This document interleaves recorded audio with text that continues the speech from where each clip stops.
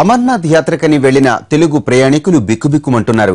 కాశ్మీర్ కల్లోలం వారికి కంటి మీద కునుకు లేకుండా చేస్తోంది. శ్రీనగర్లో రోజుల తరబడి భయంగా ఎదురు చూడాల్సి వస్తోంది. దేవుడి దర్శనం అయినా క్షేమంగా ఇంటికి చేరుతామా అనే ఆందోళన వెంటాడుతోంది. మరోవైపు భారీ భద్రత మధ్య అమర్నాథ్ యాత్ర మళ్లీ మొదలైంది. కాశ్మీర్ అల్లర్ల ప్రభావం అమర్నాథ్ యాత్రపై పడింది. దైవ దర్శనానికి వెళ్లిన వారంతా తిరుగు ప్రయాణంలో కాశ్మీర్ శ్రీనగర్లో చిక్కుకుపోయారు. అక్కడ నుంచి ఎటు కదిలే వీల్లేక నానా ఇబ్బందులు పడుతున్నారు. యాత్రికుల్లో దాదాపు 2000 మంది తెలుగువారు కూడా ఉన్నారు.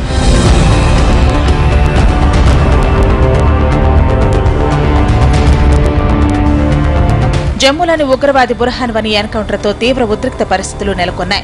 జమ్మూలో జరుగుతున్న ఘర్షణల్లో ఇప్పటికే మృతుల సంఖ్య 23కు చేరింది. గాయపడ్డ వారి సంఖ్య 200 పైనే ఉంది. ఇంకా అక్కడ ఉద్రిక్త పరిస్థితులు కొనసాగుతున్నాయి. శ్రీనగర్లో కర్ఫ్యూ అమల్లో ఉండటంతో అక్కడ నిలిచిపోయిన వారి పరిస్థితి దయనీయంగా తయారైంది. మొబైల్ ఇంటర్నెట్ సేవలపై నిషేధం ఉండటంతో క్షేమ సమాచారాలు తెలియక భక్తులు బంధువులు ఆందోళన చెందుతున్నారు. విశాఖ జిల్లా నుంచి సుమారు 300 మంది యాత్రికులు వెళ్లారు.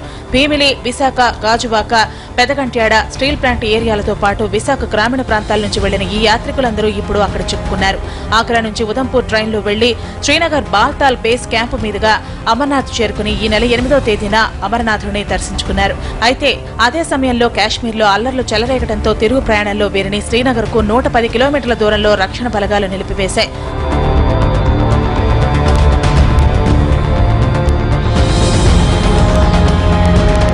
కర్ఫ్యూ ఉన్న దాదాపు 100 మంది ధైర్యం చేసి శ్రీనగర్ విమానాల ద్వారా సొంతూళ్లకు బయలుదేరారు. మిగిలిన వారంతా ఇంకా శ్రీనగర్లోనే పడిగాపులు కాస్తున్నారు. కాశ్మీర్ కల్లోలంలో చిక్కుకున్న తెలుగు యాత్రికులంతా ప్రస్తుతం క్షేమంగా ఉన్నారని, వారిని స్వస్థలాలకు చేర్చేందుకు ప్రయత్నాలు చేస్తున్నామన్నారు కేంద్ర మంత్రి వెంకయ్యనాయుడు.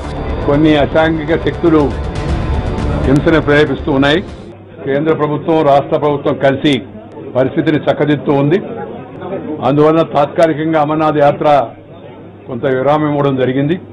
దక్షిణాది నుంచి, ముఖ్యంగా తెలుగు రాష్ట్రాల నుంచి వెళ్లిన ప్రజలు ఇబ్బంది పడుతున్నారని చెప్పని వార్తల్లో తెలిసిన వెంటనే నేను కశ్మీర్ ఉప ముఖ్యమంత్రి శ్రీ నిర్మల్ సింగ్ గారితో మాట్లాడి దీనిపై ప్రత్యేక శ్రద్ధ వహించి ఆ యాత్రికులను సురక్షితంగా తమ స్థావరాలకు చేర్చేందుకు, తిరిగి యాత్ర పునరుద్ధరణ అయిన తర్వాత వాళ్ళ యాత్రను పూర్తి చేసుకుని వచ్చేందుకు కావాల్సిన అన్ని సౌకర్యాలు ఏర్పాటు చేయమని చెప్పడం జరిగింది.